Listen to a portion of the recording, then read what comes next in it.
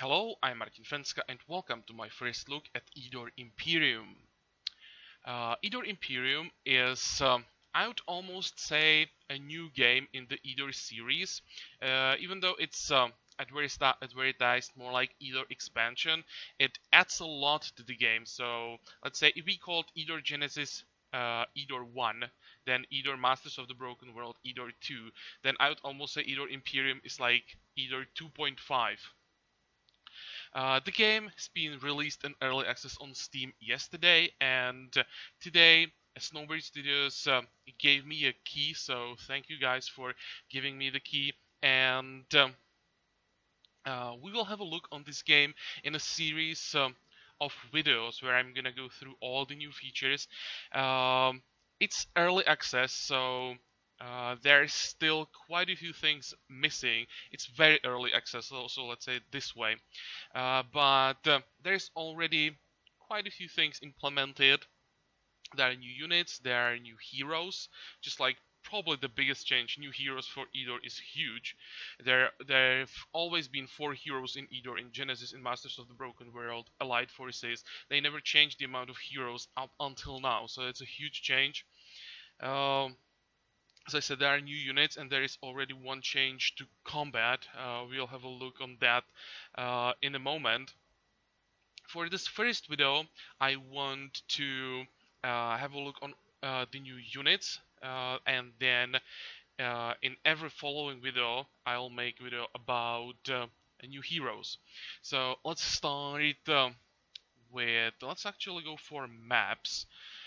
Here, or let's say scenarios. There are 4 scenarios, each of them introducing one of the new heroes.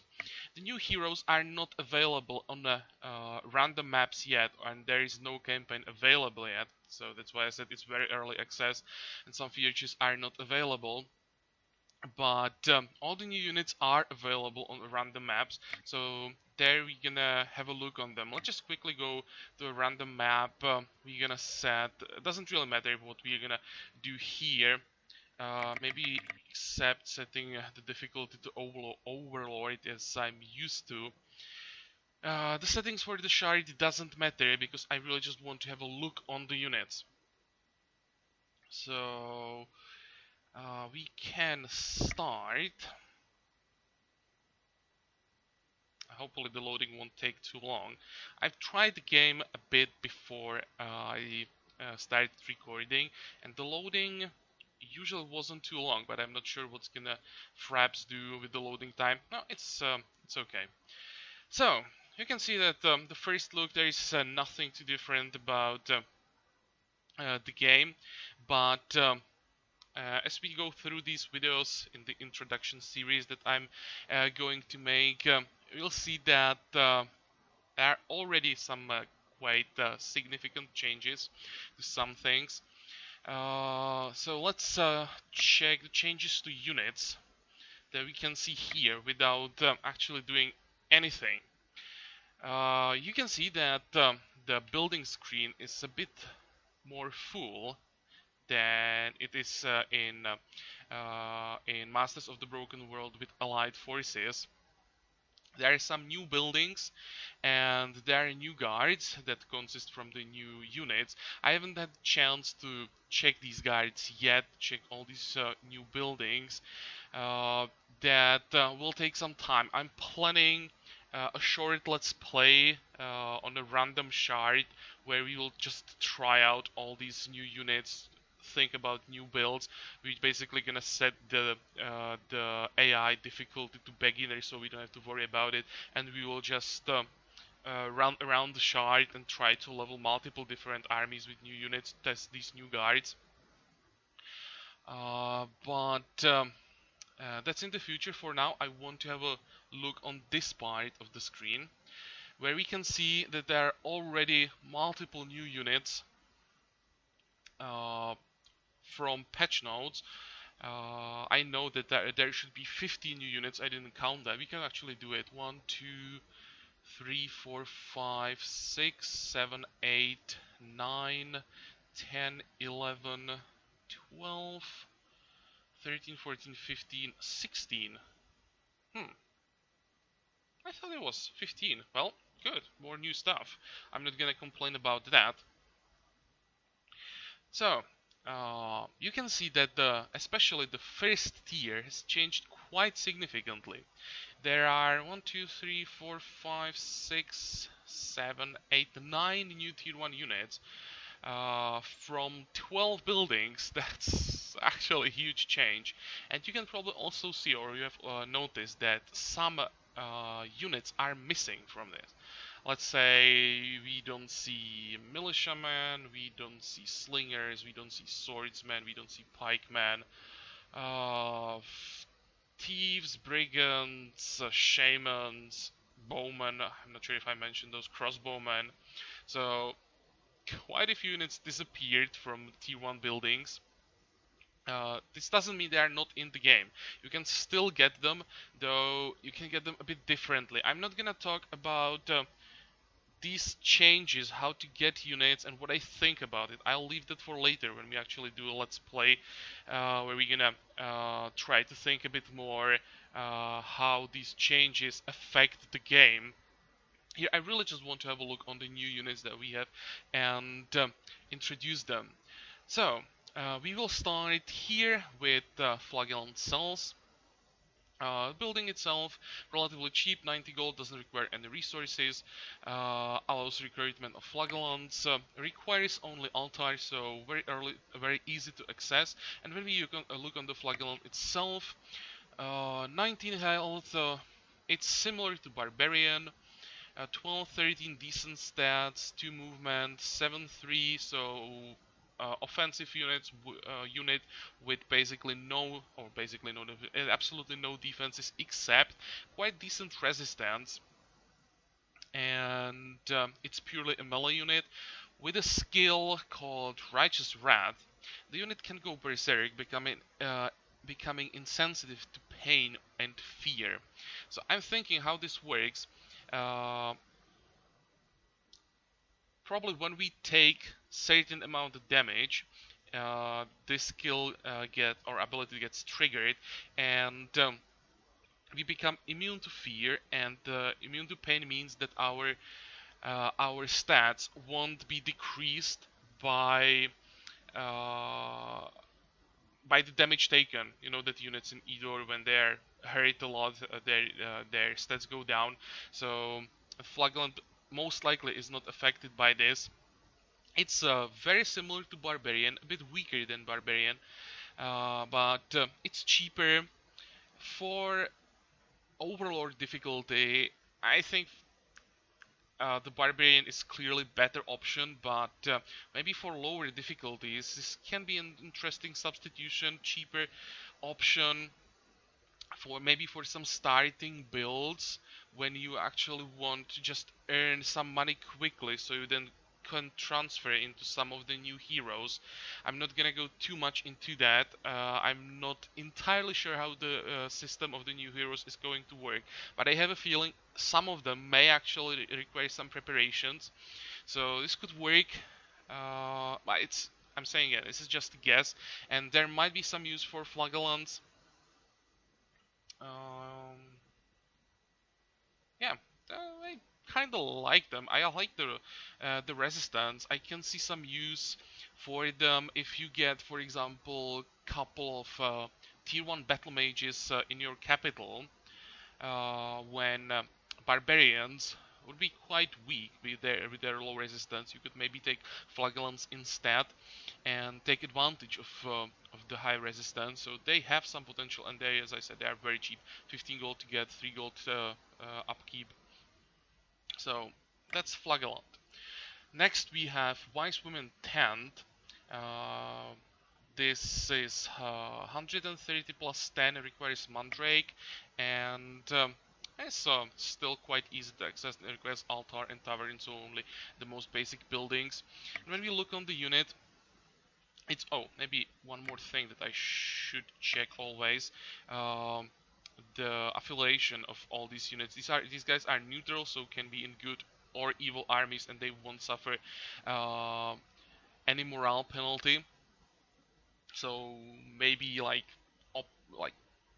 partially barbarians for a people who play on the good side.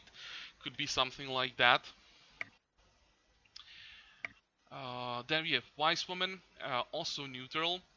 This is obviously a caster, or we can see that they have healing, so it's a healer with 12 hit points. That's not bad. For healers, we can't expect these numbers to be amazing. They're a bit cheaper to hire, I think, than healers, or very similar. They're a little bit more expensive. Healers are 6-1, Wise Women are 7-1, but the huge difference between healers and Wise Women is that the Wise Women are neutral. So that means that when you take Wise Women into evil armies, you won't suffer morale penalty. So finally, there is a decent healer for evil armies that doesn't suffer morale penalty. This is huge. Healing, the starting healing is the same for Wise Women and for healer. They have inspiration spell, so that's something extra compared to healers. And also they can cure poison, new ability.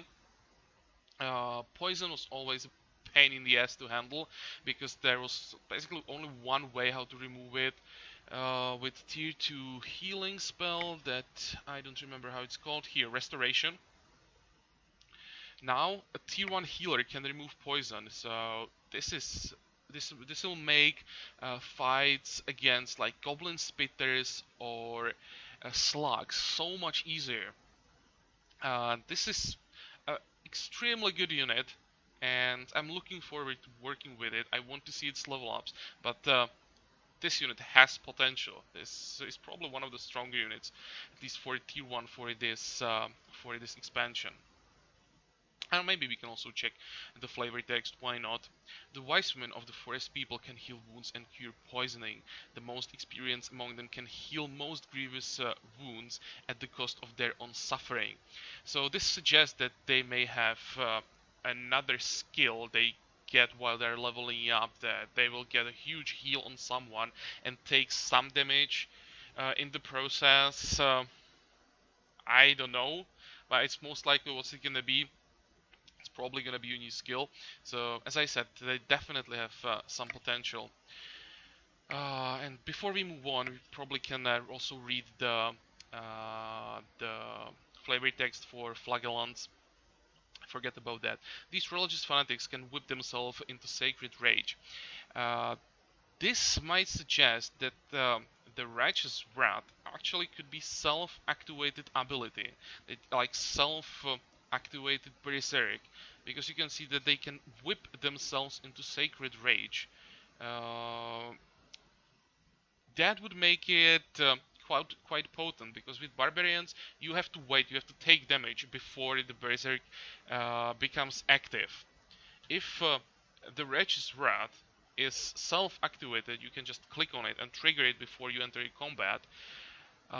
That would be interesting, for example, where is a sorceress, where you just trigger this and all the fear effect are just gone, and sorcerers would lose part of their spells, basically. But I'm not sure if that's true. I didn't have a chance to test these guys yet. And then the most stubborn among them can even become nearly immune to magic. So that suggests that on higher levels they may either have some crazy boost to resistance or another ability that would somehow reduce the effect spells on them. So they have potential for higher levels as well. I really would say like barbarians focused against casters. That's the best how I would describe them. Okay, so now we move on to Hunter Dwellings. Uh, this is a bit more expensive. 140, no gems, requires 2 redwood. And the requirements workshop and tavern is still nothing important. Both these are basic, so easy to access. Allows recruitment of hunters. And when we check hunters, we can see that these guys are ranged units.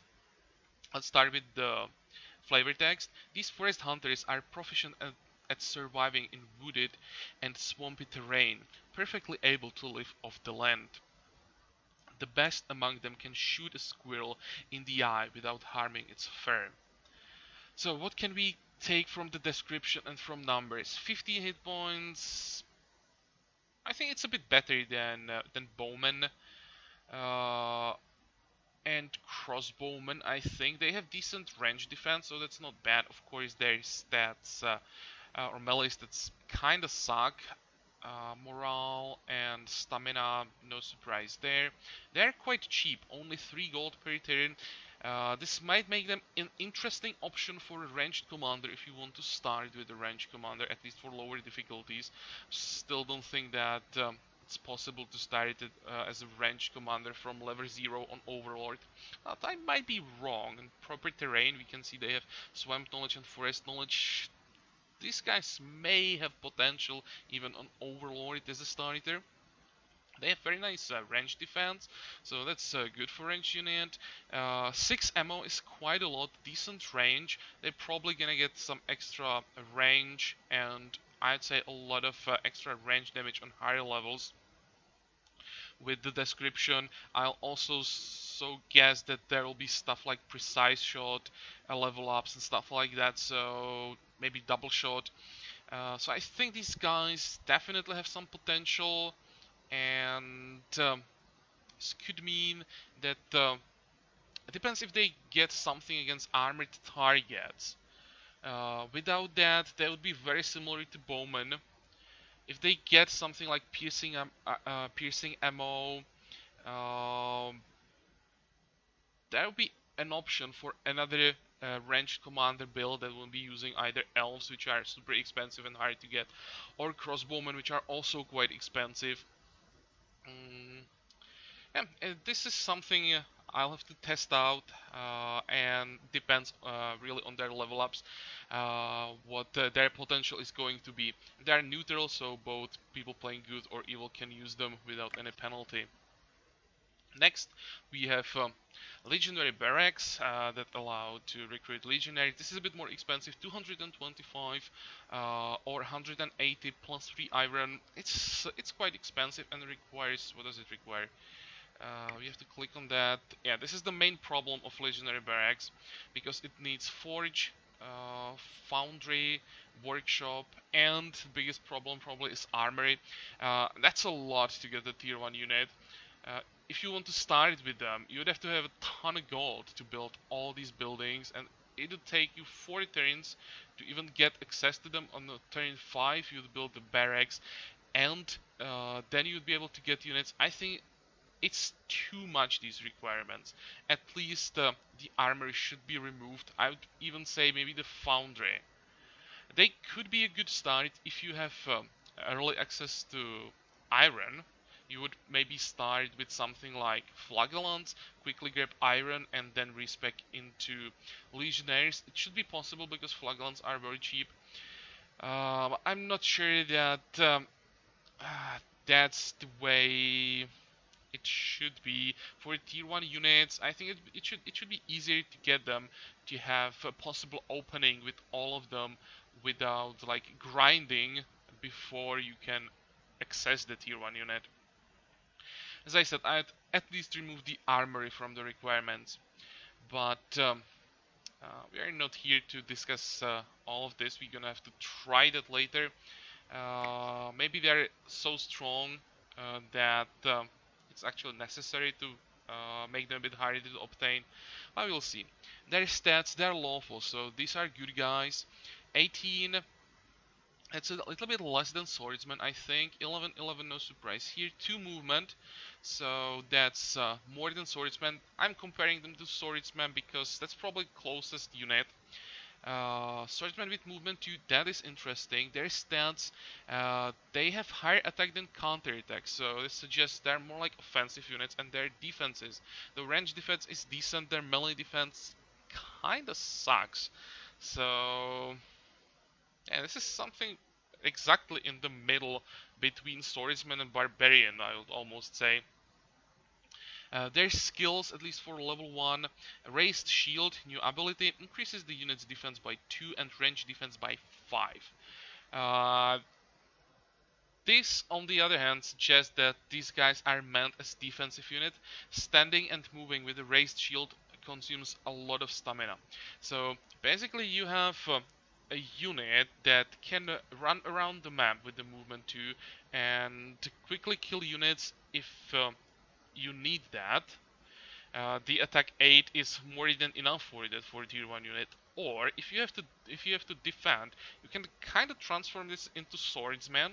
Just stay where you are, raise the shield, and try to work with counterattack. Maybe taking Order of the Defender medals 3 times for these guys would boost their counterattack and defense by quite a bit together with raised shield. I think they have potential both ways. As offensive and as defensive unit, it's only about how you're gonna level them up. We don't know, or at least I don't know level ups yet. So we'll have to test that out. We read their description. Armed with short sword, the legionnaires are very disciplined and can deflect enemy missiles with their large shields. So no surprise with the description, nothing new revealed from that. Maybe except one thing, there is a new ability called Discipline. They're probably gonna get this on higher levels, and units with Discipline get bonuses from certain hero skills and also skills of higher tier like legionary type units. We'll get to that in a second. So these guys like boost each other when they're standing close together. So that's a further boost, and I think as long as these units are standing in the compact block, they'll be very hard to break. Next one, we have Triary Barracks, allowing to recruit Triary, 200 or 160 plus redwood and 2 iron. Requirements similar to Legionnaires, except it doesn't need Foundry. I don't know. I don't like the armor requirement for these guys. It makes it so much easier to get to them early. 180 gold is a lot. You can't rely on having the resources early. Let's count it. When you start 65, 60, it's 125, 305. It's like 505 gold to just get the building. Plus, then you have to hire units that cost 40 each and 8 gold upkeep, which is quite a lot. That's too much. I'd really say the armory should be removed from the requirements. But, well, we can discuss that some other time when we're actually gonna get to these units and trying them out in combat, and we'll be trying to recreate them. Now, when we look at these guys, they are lawful, so again, good ones. The Triary are armed with shields and long spears. They are highly disciplined. So again, suggesting that they will get the discipline ability. And you look at their stats, 19 hit points, stamina, morale, nothing surprising. Their 2 movement is nice always, 7-7. So okay for both attack and counter attack. 2-3-2. I'd say standard numbers for tier 1 unit, but they have first strike, so their counter attack is quite potent with that. And oh, here is the discipline, so we can read that what or how this exactly works. Unit gains 1 to its defense, range defense, and resistance values when fighting next to another friendly unit with the same ability. Cumulative up to 3. So if you have 3 of these guys next to each other, that increases their defenses to 585,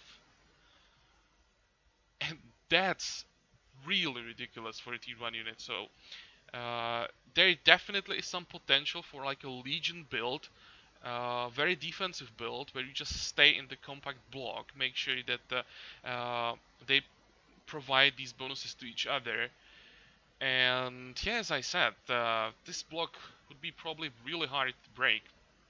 It'll be interesting to build army around these guys.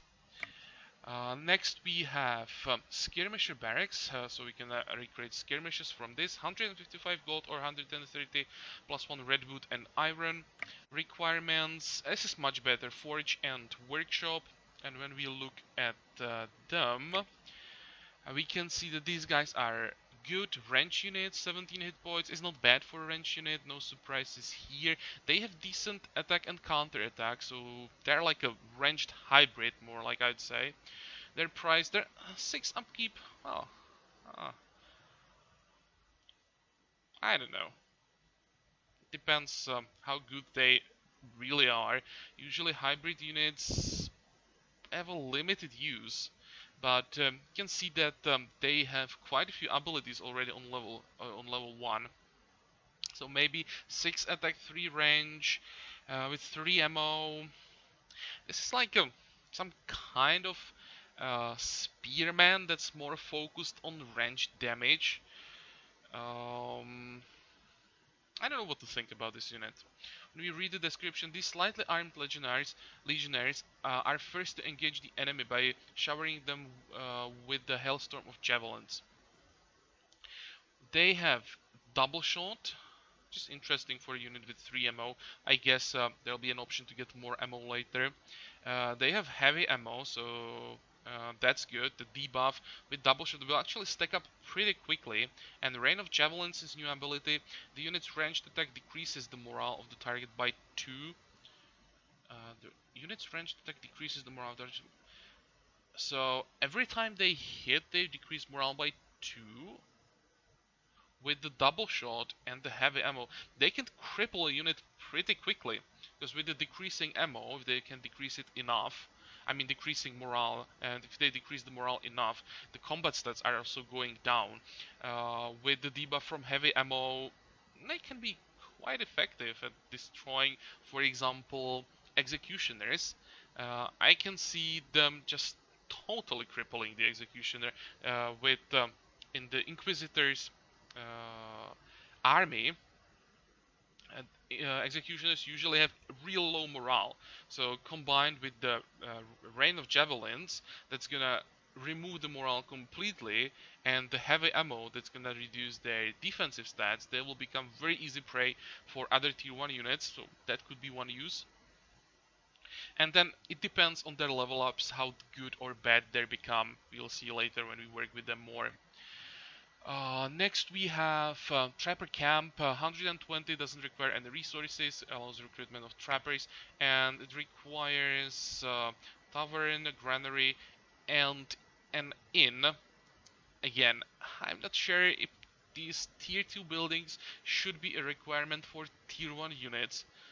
But this is probably not as bad as for the legionary guys, because this is not that much gold. It's still quite a bit, but not that much. Now let's have a look at them. 30 gold, 6 gold per turn. Well, average for tier 1 units, 16 hit points. Nothing surprising here. 2 movement, 5, 6. Those are average numbers. 3 to 3 ammo. Yeah, all the numbers are really quite average. When we look at their description, trappers of the forest people specialize in capturing their prey alive. They are experts at throwing nest. So these guys are more like a support unit, just a splash, let's say, at the 1 or 2 of these to an army. And they start with forest knowledge, with stealth, which is interesting, and entanglement.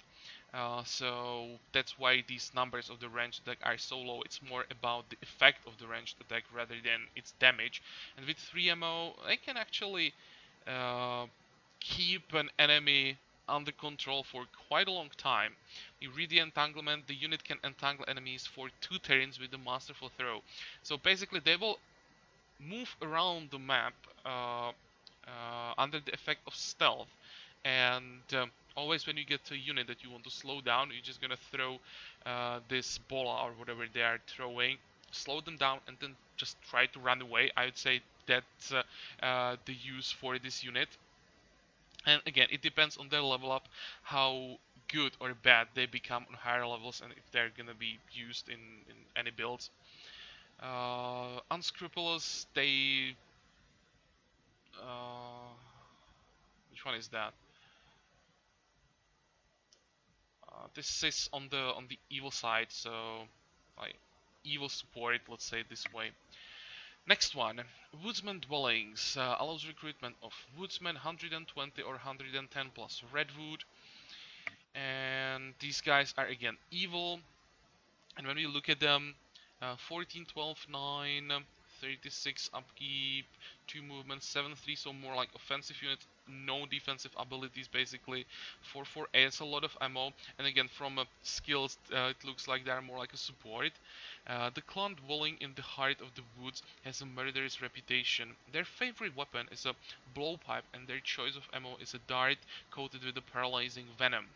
So paralyzing venom is a new debuff. This unit's poison-tipped missiles immobilize a target unit for 2 turns. So this is like a poison effect combined with entanglement, I would say, which is interesting. Again, a support to slow down units, maybe combined with how these guys called trappers. It could be quite effective at slowing down like dangerous higher tier units. When you have an army that's just a bunch of lower tier units that you want to remove before you focus on one high tier unit that's somewhere among them. This could work quite well. Send these guys to slow the big guy down, kill all the small units, and then maybe focus on the big one. But again, depends on level ups, how good they become on higher levels. When we look at the requirements, again, tier 2 building is a requirement. I don't think that these guys are strong enough to justify the int being a requirement. Again, I'd probably remove that. Next one, Witch Doctor Stand. 170 plus 20 or 150 plus 10 if you have if you have Mandrake. Come on. When you look at them again, these guys are evil. 40, 10, and 82 upkeep. That's a lot. So they have to be strong if they're ever gonna see any use. 14, 11, 9 numbers. Oh, 3 movement. That is interesting for a tier 1 unit. 114 decent resistance, but you kind of expect that from casters. 545.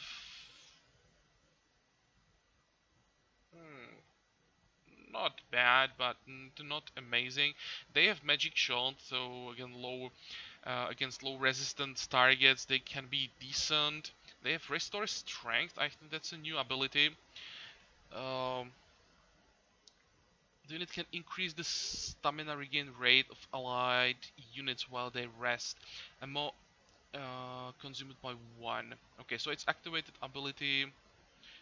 This is interesting. It's like a really weak version of Astral Energy.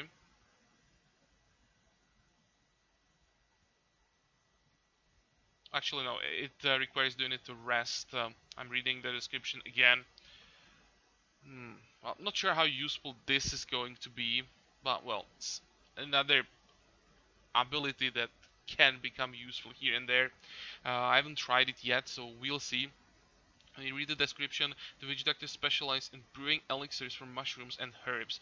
Their ointments and potions can heal wounds, poison weapons, and boost physical prowess. So it's like a support caster, like goblin alchemist kind of stuff. Throwing around these potions, boosting people. I don't know. I would say something between shaman and goblin alchemist, but these guys really have to get a strong level ups because the upkeep is pretty high. So we'll see about them. I will try them at some point and we'll see what the level ups they get and if they are worth it or not. With this we have all the new tier 1 units covered, and I think I'm gonna make a cut in the video before we get to higher tier units. We have done like half of the stuff. 1, 2, 3, 4, 5, 6, 7, 8, 9, more than half, but I don't want this video to be super long. So yeah, I'll make a cut here and I'll be back with the remaining new units in the next video. So I hope you like the new tier 1 units and that you join me for the introduction of the higher tier new units. And until then, have a good time. Bye bye.